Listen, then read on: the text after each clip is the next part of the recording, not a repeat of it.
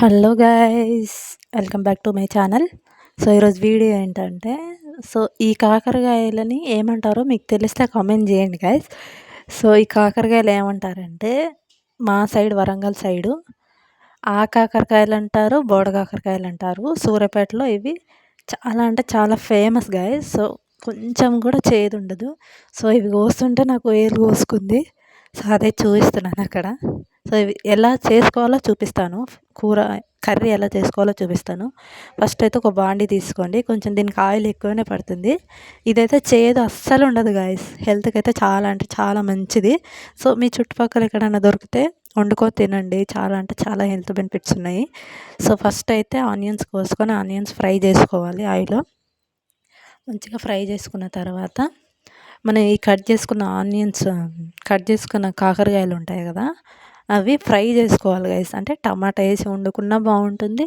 ఇవి అస్సలు అంటే అస్సలు చేదు ఉండవు గైస్, నేను గ్యారంటీ ఇస్తున్నాను. 100కి 100% చేదైతే అస్సలు ఉండదు. మీరు తిన్న తర్వాత నాకు కామెంట్ చేసి చెప్పండి, ఓకేనా. మంచిగా ఇవి ఆయిల్లో ఫ్రై చేసుకోవాలి.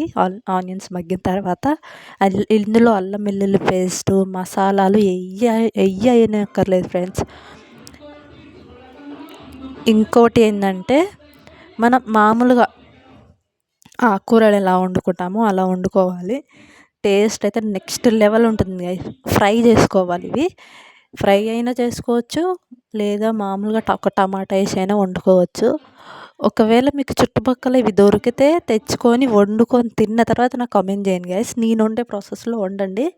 అసలు చిన్న పిల్లలైనా ఖాళీ చేసేస్తారు బాక్స్లో, ఓకేనా. స్కూల్లో బాక్స్ పెడతాం కదా మనం, ఆ బాక్స్లో ఇంత కర్రీ వేసి పెట్టండి, బాక్స్ ఖాళీ చేసుకొని తీసుకొస్తారు. అంత అంటే అంత టేస్టీగా ఉంటుంది గైస్.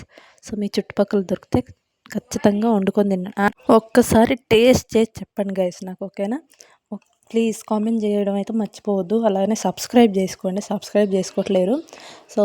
కొంచెం మగ్గిన తర్వాత మనం టేస్ట్కి తగ్గట్టు, మీ స్పైసీకి తగ్గట్టు కారం వేసుకోండి, ఓకేనా. నేనైతే లైట్గానే వేస్తున్నాను కారము. అసలు ఇది కొంచెం కూడా చేదు ఉండదు గైస్. మనం ఒక్కొక్క ముద్దలో ఒక్కొక్క కాకరకాయ పెట్టుకొని తినొచ్చు, అంత టేస్ట్ ఉంటుంది. మీకు స్పైసీని బట్టి కారం వేసుకోండి.